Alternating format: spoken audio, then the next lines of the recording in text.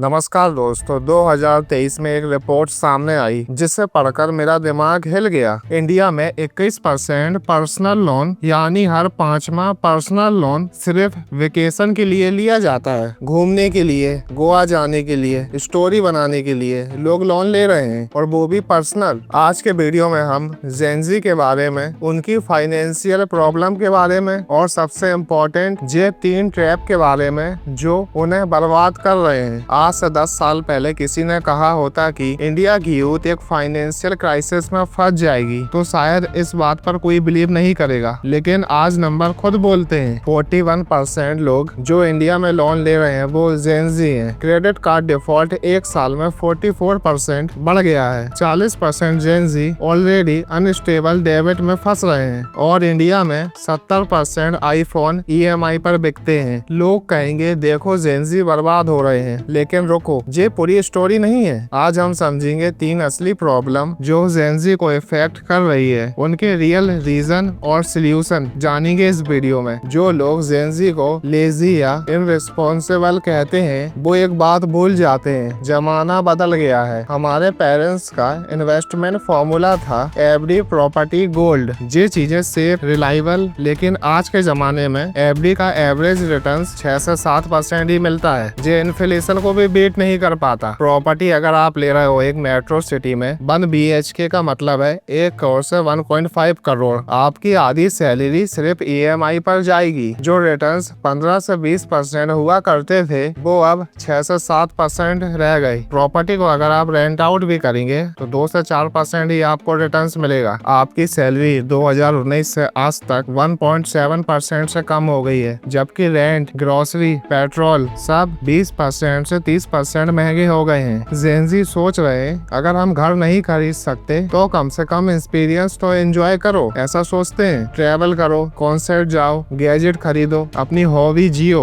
ऐसा सोच रहे हैं। जेन-ज़ी पिछली पीढ़ी से 25 से 30% ज्यादा खर्च करती है। ट्रैवल में हो गया या एंटरटेनमेंट में हो गया, ये सब चीजें करने से जेन-ज़ी को मजा आता है। सोशल मीडिया में और फोमो कल्चर, हर किसी की इंस्टाग्राम लाइफ फिल्टर है, परफेक्ट है। जैसा वो रहते हैं उससे 10 गुना ज्यादा वो इंस्टाग्राम में दिखाते हैं, शोबाजी करते हैं। आप देखते होंगे आपका दोस्त इंटरनेशनल घूम रहा है, कहीं गोवा गया है, कहीं फॉरेन ट्रिप मार ली उसने, न्यू आईफोन खरीद के सेल्फी ले रहा है। कंपैरिजन ऑटोमेटिकली होता है, और कंपैरिजन से स्पेंडिंग होती है, चाहे आप उस चीज को अफोर्ड कर पाओ या नहीं। अगर आपके दोस्त के पास आईफोन है तो आप भी सोचेंगे कि भैया मैं भी आईफोन लूं क्योंकि मेरे को दिखाना है। लेकिन ये एक फंडामेंटल प्रॉब्लम है। हमारे पेरेंट्स ने जहाँ इन्वेस्ट किया है वो एसेट थे, उनकी वैल्यू बढ़ती थी। आप जिस चीज को फाइनेंस करा रहे हो वो डिप्रिशिएट हो रही है, आईफोन की वैल्यू कम हो रही है। हर साल नया फोन आता है, पुराने वाले की कोई वैल्यू नहीं होती। 30,000 का गोवा ट्रिप लोन आज एक इंस्टाग्राम स्टोरी है, लेकिन कल वो एक बिल होगा जो आपको कई महीनों तक पे करना होगा। 1.5 लाख का आईफोन, 2 दिन शो ऑफ, EMI चलेगी पूरे साल। 70% जेन-ज़ी अपनी जॉब को 6 महीने के अंदर बदलना चाहते हैं। रियलिटी में जे अनस्टेबिलिटी है। आज का जॉब मार्केट फंडामेंटली ब्रोकन है। हर तरफ ले ऑफ, AI, ऑटोमेशन की बातें, जॉब सिक्योरिटी जैसी कोई चीज रह ही नहीं गई। इसलिए लोग गिग एम्प्लॉय की तरह जा रहे हैं। इंडिया में 1.2 करोड़ गिग वर्कर हैं, जिसमें 48% जेन-ज़ी की एज के हैं। इसका मतलब क्या है? आपकी इनकम वॉलेटाइल है। एक महीने में 50,000 कमाया, अगले महीने 0, क्योंकि जॉब स्विच हो रही है। जब इनकम प्रेडिक्टेबल नहीं है तो बजट कैसे बनाओगे, सेविंग कैसे प्लान करोगे? और यहीं पर उधारी का रास्ता खुल जाता है। एक क्रेडिट कार्ड से दूसरा क्रेडिट कार्ड बिल भरो, मिनिमम बैलेंस पेमेंट पर चलते रहो, उधारी बढ़ते जाती है। ये आदत आपको फाइनेंशियल डिस्ट्रॉय कर रही है। धीरे धीरे बिना आपको फील कराए आप एक बहुत बड़े लोन के ट्रैप में फंस जाते हो। और सबसे डेंजर प्रॉब्लम, क्योंकि इसमें आपको फील ही नहीं होता कि आप उधार के रास्ते पर जा रहे हो। बाय नाउ पे लेटर, 0 कॉस्ट EMI आपको दिखती है। 70% जेन-ज़ी बाय नाउ पे लेटर से सामान लेते हैं। 7,000 से कम की परचेजिंग के लिए मंथली अमाउंट इनको इतना छोटा लगता है, जो मन किया ऑर्डर कर लिया। 0 कॉस्ट EMI आईफोन ले रहे हैं, लेकिन हर महीने जो आप पैसा सेव करना चाहिए वो इसकी EMI पर जा रहा है। तो ये भी एक टाइप का ट्रैप है। सस्ता से सस्ता आईफोन भी लोगे तो 2 से 3,000 की EMI तो बनेगी ही बनेगी। अभी तक बात की कि जेन-ज़ी इसमें फंस कैसे रहे, अब बात करेंगे इससे जेन-ज़ी कैसे बच सकते हैं। सबसे पहला इमरजेंसी फंड 6 से 12 महीने का। जब तक बजट नहीं है किसी चीज को लेने का, तब तक मत लो उस चीज को, चाहे वो 0 कॉस्ट EMI पर क्यों ना मिल रही हो। एक सिंपल रूल बनाओ, अगर तुम कोई चीज 2 बार नहीं खरीद सकते तो एक बार भी मत खरीदो। कोई भी बड़े परचेजिंग के पीछे 24 घंटे का वेट करो। मैं इस चीज को ले रहा हूँ, इस चीज का कुछ इंपॉर्टेंस है मेरी लाइफ में, क्या मैं दिखावे के चक्कर में ले रहा हूँ? मेरे दोस्त के पास आईफोन नया है तो मैं भी ले लेता हूँ एक नया आईफोन, जो आपको एक ट्रैप में फंसाएगा। पैसा को जितना हो सकता है सेव करो, property, gold, index fund investment करो, मंथली SIP शुरू करो। याद रखो, अगर कोई चीज आपके जेब में पैसा नहीं डालती वो एसेट नहीं होता, वो एक लाइबिलिटी है। पहले एसेट बनाओ, फिर उसी एसेट से लाइबिलिटी खरीदो। जॉब मार्केट अनस्टेबल है, उसके लिए प्लान करो। जॉब करते करते भी कुछ साइड में स्टार्ट करो जिससे आप पैसा कमा सकते हो, ऐसी चीज करो। आपकी इन्वेस्टमेंट आपकी पैसिव इनकम बन सकती है। अगर ये वीडियो आपको अच्छी लगी तो वीडियो को लाइक करो, चैनल को सब्सक्राइब करो।